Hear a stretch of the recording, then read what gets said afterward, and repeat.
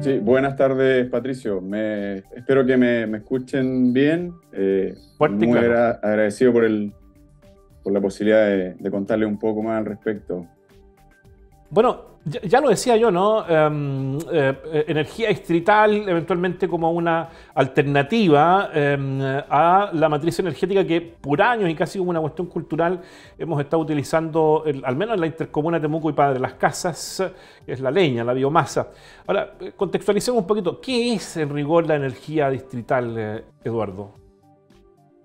Bueno, la energía distrital, que principalmente a nosotros que vivimos en la zona sur de Chile, podríamos relacionarla más con calefacción, pero hoy en día cuando uno habla de energía distrital, habla de calefacción y también habla de enfriamiento distrital.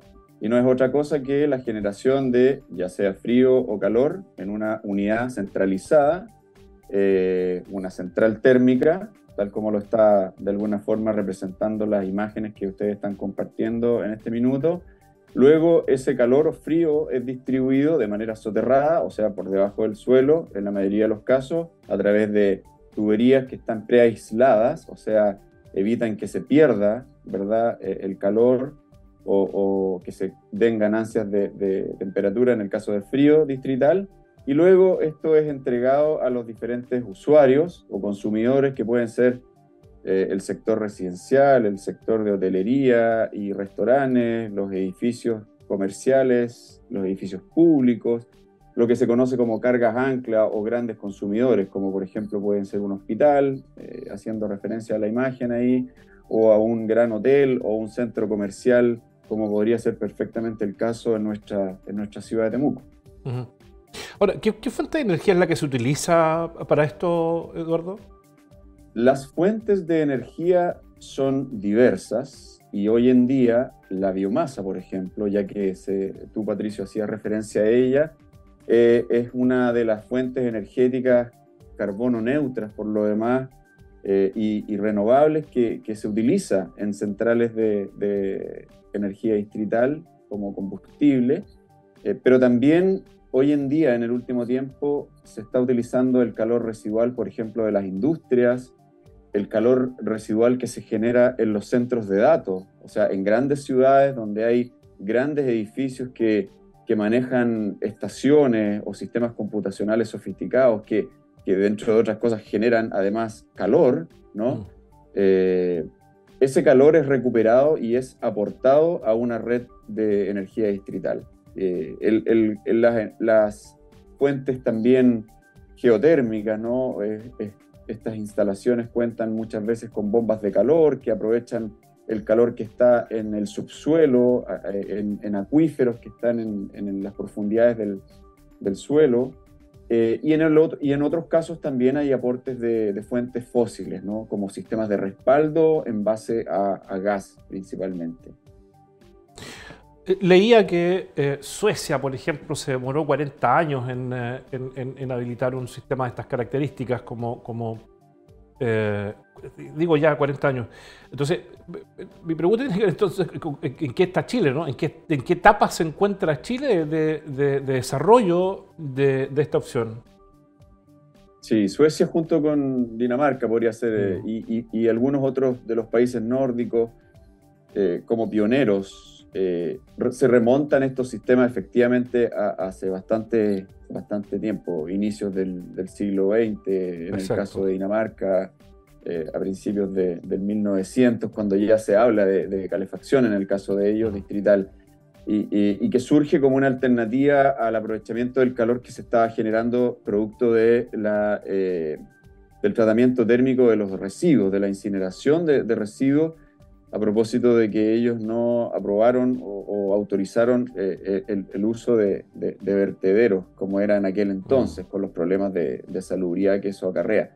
Pero efectivamente, en los ejemplos que tú mencionas, la data es bastante. Yo diría que Chile ha ganado bastante terreno aprovechándose de toda la experiencia que hay a nivel internacional.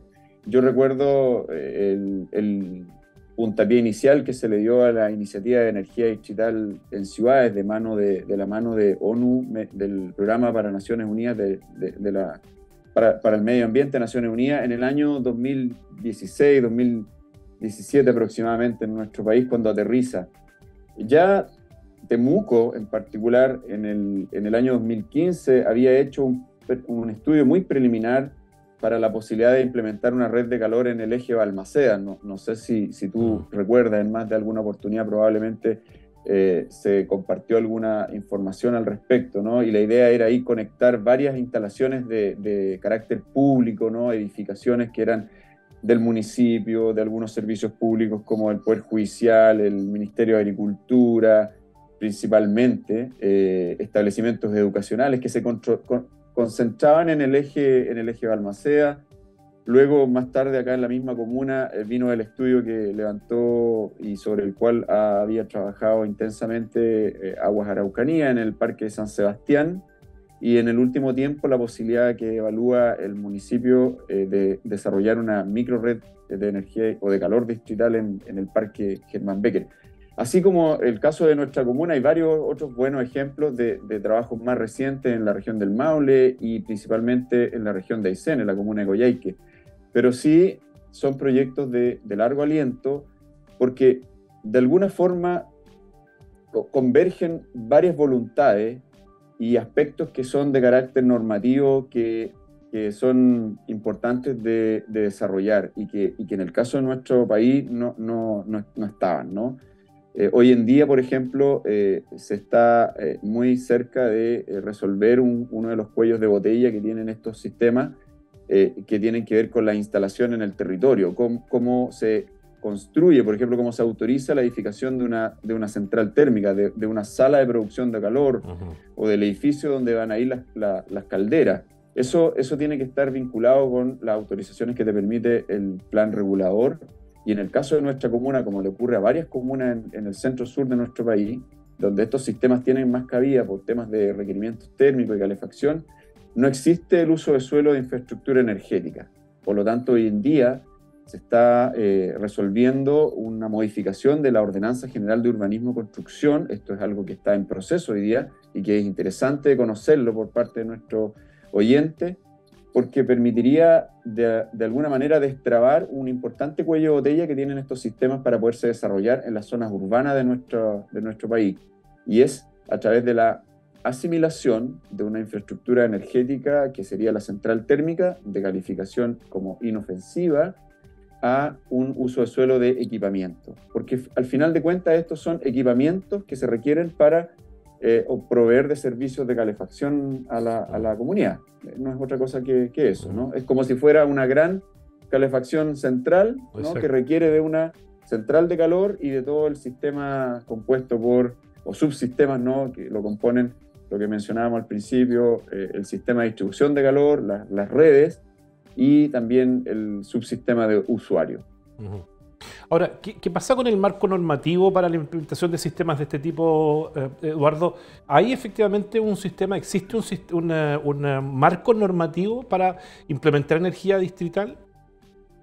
Lo que el Ministerio de Energía, que ha liderado en el último tiempo la promoción y ha colaborado con articular a los diferentes actores en torno a la energía distrital, ha venido promoviendo es, primero, el trabajo sobre un marco regulatorio a través de una ley de energía distrital, que es algo que está hoy día en discusión, está en proceso de revisión de una propuesta que tendría que estarse ingresando a discusión y siguiendo un poco el conducto regular que un cuerpo normativo de esas características requiere.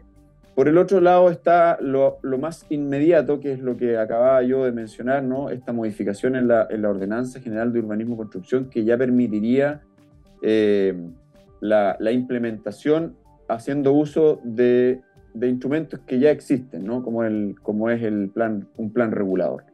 Y por otro lado, el mismo ministerio, en conjunto con la Dirección General de Concesiones, por ejemplo, el Ministerio de Obras Públicas, han determinado que los sistemas concesionales, como el que tiene el MOP a través de la Dirección General de Concesiones, podría ser un mecanismo que pudiese potenciar y facilitar el despliegue de proyectos de energía distrital en las diferentes ciudades de nuestro país.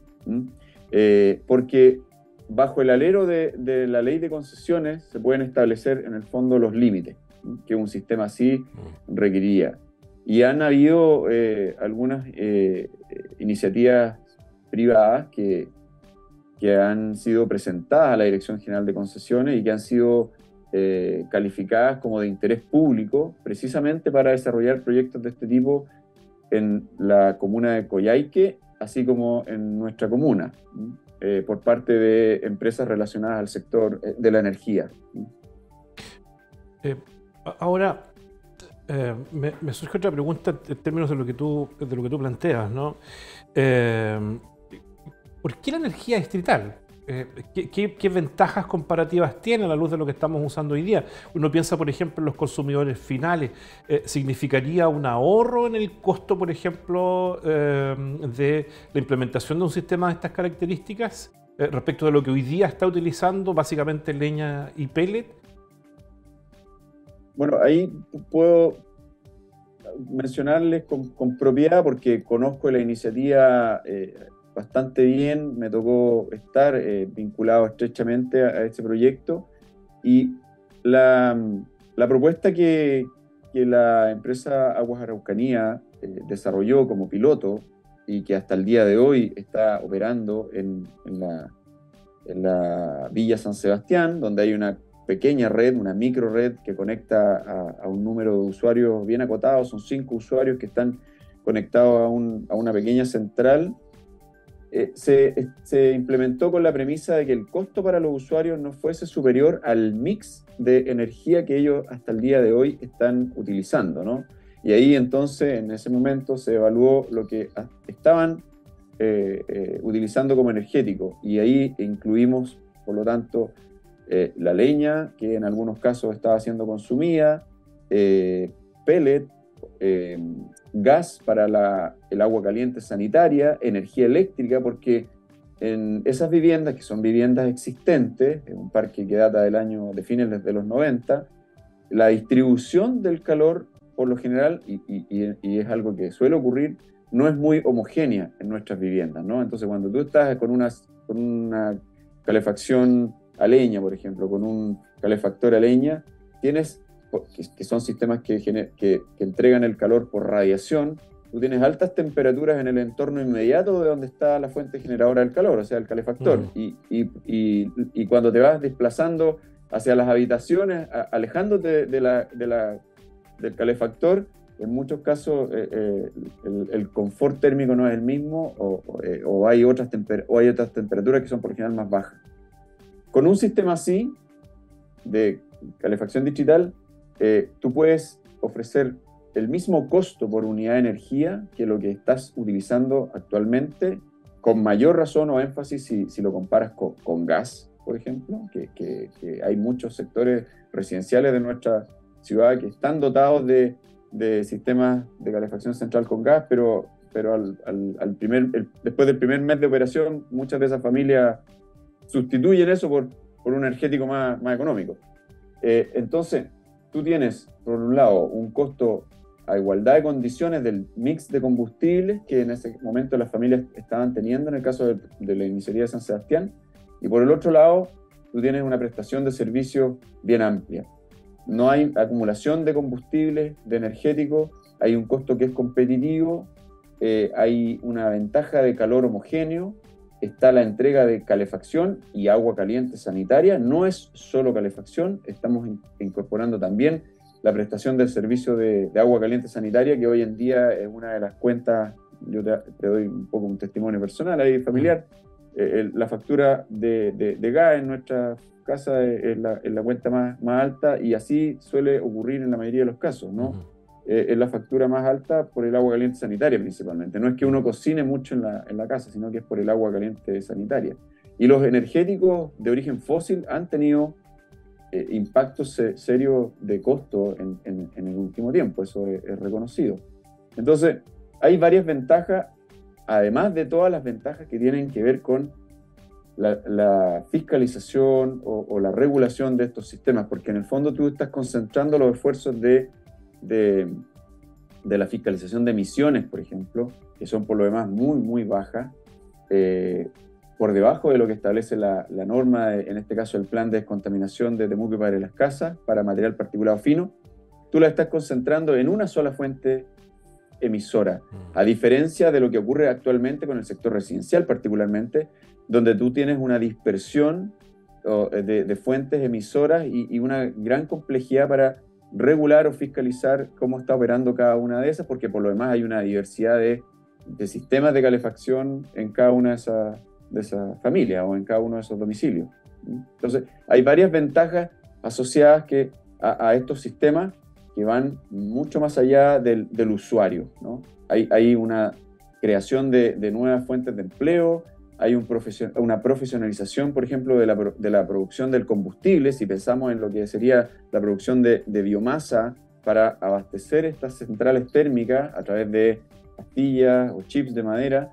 Hay una oportunidad ahí para desarrollar el mercado de estos energéticos para la provisión de estos sistemas de calefacción. Claro, pero me queda una duda con eso, Eduardo, y que es uno de los elementos que se menciona habitualmente en foros, seminarios que tienen que ver con energía digital, que tienen que ver con la cuestión cultural, ¿no? Nuestra matriz está asociada prácticamente al calorcito de la leña, mira, al fueguito. No por nada, yo creo que las estufas a pellet vienen efectivamente con la llama, porque genera además un efecto casi psicológico, ¿no? Pero eso asociado, insisto, a una cuestión cultural. ¿Cómo se combaten estos aspectos? No sé si combatir, pero ¿cómo se asumen, digamos, como parte del proyecto la implementación de un sistema de estas características, ¿no? A ver, yo creo que hay que poner las cosas un poco sobre la mesa y ser bien francos en la conversación. Estas son opciones que no son necesariamente una solución masiva, ¿no? Si bien es cierto, requieren de una cierta masa crítica, requieren del componente que yo mencionaba en algún momento de carga ancla. Claramente no son necesariamente la solución al uso domiciliario, por ejemplo. Yo ahí soy más bien de la idea de que esta lucha o este combate lo vamos a sobrellevar con un mix de alternativas, ¿no? Y van a haber casos donde las soluciones son de carácter individual, donde va a haber la necesidad de también mejorar el desempeño energético de las viviendas, que es lo que se ha venido realizando a través de los famosos mejoramientos térmicos, ¿no? La provisión de envolventes y una mejora del desempeño energético de la vivienda, acompañado de una solución de tipo individual. Y también habrá espacios y oportunidades para soluciones de tipo colectivas, como pueden ser las asociadas a la energía distrital, acompañado de conexión de cargas ancla. Por lo tanto, sí hay que reconocer que el factor cultural que tú mencionas tiene un efecto, pero yo diría que en el último tiempo eso se ha ido revirtiendo. Y la prueba más concreta es lo que pudimos demostrar o que se ha podido demostrar con el proyecto de San Sebastián, donde la mayoría de sus usuarios habiéndoseles dado la posibilidad, ¿no?, de que si estaban disconformes volvían a conectar su Califone, volvían a utilizar su calefactor, ellos han decidido o han optado por mantener el servicio porque ven las ventajas que esto significa y que en términos comparativos, sumando ambos servicios, no solamente analizando la calefacción, sino que integrando el agua caliente sanitaria, ellos tienen un equilibrio respecto de lo que tenían antes de implementar el sistema o antes de conectarse. Perfecto. No sé si respondo de alguna manera a tu inquietud. Absolutamente, y más porque me queda súper claro. Es decir, esto no es la panacea en definitiva, ¿no? Es decir, es una de otras soluciones que se podrían aplicar a ciudades como Temuco y Padre Las Casas en términos, por ejemplo, de disminuir la contaminación. Pero es no es la única, ¿no? Y ahí incluso es una definición, digamos, del usuario final, con cuál de todas, de un mix como oferta, ¿no?, como propuesta, pudiera eventualmente quedarse. Bueno, sí, si me permite solo agregar lo último al respecto. Hoy día en nuestra comuna están existiendo desarrollos inmobiliarios que incorporan redes de calor. Hay, por ejemplo, en el trayecto hacia Labranza, un desarrollo inmobiliario que tiene una proyección de alrededor de entre 900 y 1000 viviendas, y todas ellas provistas de sistemas de distribución interior, o sea, radiadores murales, por lo tanto, conectados en este caso a una central individual, domiciliaria, a una caldera a gas individual.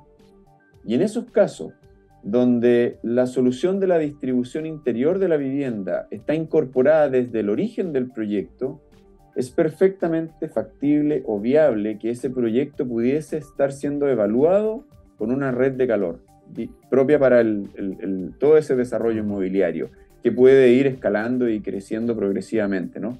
Pero lamentablemente, claro, como hoy día no existe esta certeza que el inversionista o el sector inmobiliario siempre requiere, ¿no?, para ejecutar sus proyectos, como es la autorización del uso de suelo, que es algo que ya mencionaba al principio, no podemos proponer o no podemos ofertar una solución de estas características ni someterla a evaluación por el sector inmobiliario, el cual por lo demás ha sido partícipe en la mayoría de los casos de actividades que se han desarrollado, en las cuales a mí me ha tocado participar con la Cámara Chilena de la Construcción, con el Comité de Especialidades, particularmente de la Cámara Chilena de la Construcción de la Delegación Araucanía, y siempre se ha mostrado partícipe de acoger esta iniciativa, pero también reconociendo que la certeza para ejecutar proyectos, el tema normativo es clave, ¿no?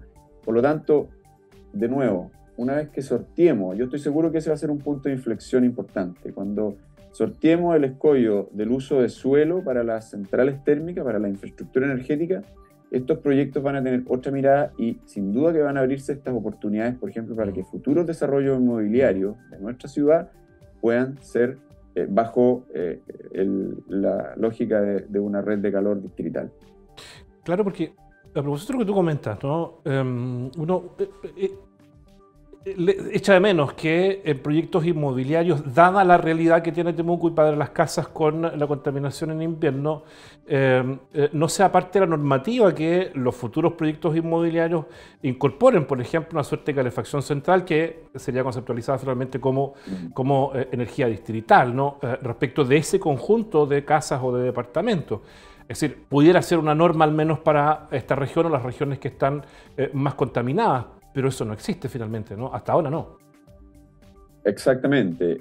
Podríamos decir que en la actualización que hoy día está en revisión y en sus últimos procesos y trámites del plan de descontaminación por material particulado fino, el anteproyecto y ya el documento final recoge, a diferencia del que actualmente está vigente y que está siendo actualizado, reitero, recoge en un capítulo específico alusiones directas a proyectos de calefacción distrital, lo que de alguna manera es un avance, ¿no? Estamos hablando de un decreto supremo que tiene un peso, una jerarquía jurídica bastante superior a lo que podría ser una ordenanza municipal, por ejemplo, pero ya es un avance importante y hay que reconocerlo de esa manera. Esperamos que el trámite asociado a esta modificación de la Ordenanza General de Urbanismo y Construcción concluya su tramitación y ahí vamos a tener un punto de inflexión importante y podremos conversar, por lo tanto, con el sector inmobiliario en otros términos, ¿no? Pero que sin duda va a ser un garante el que ya esté reconocida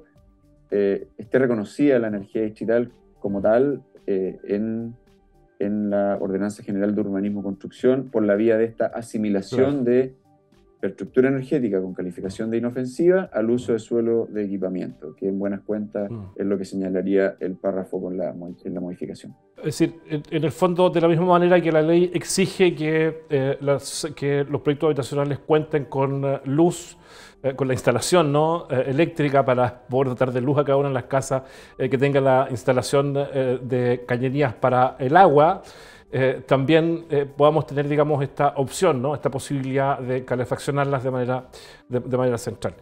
Bueno, todo Me esto... encantaría que hubiese esa obligatoriedad. ¿Cierto? Yo en eso pensaba. En eso Me pensaba. encantaría que fuese así, pero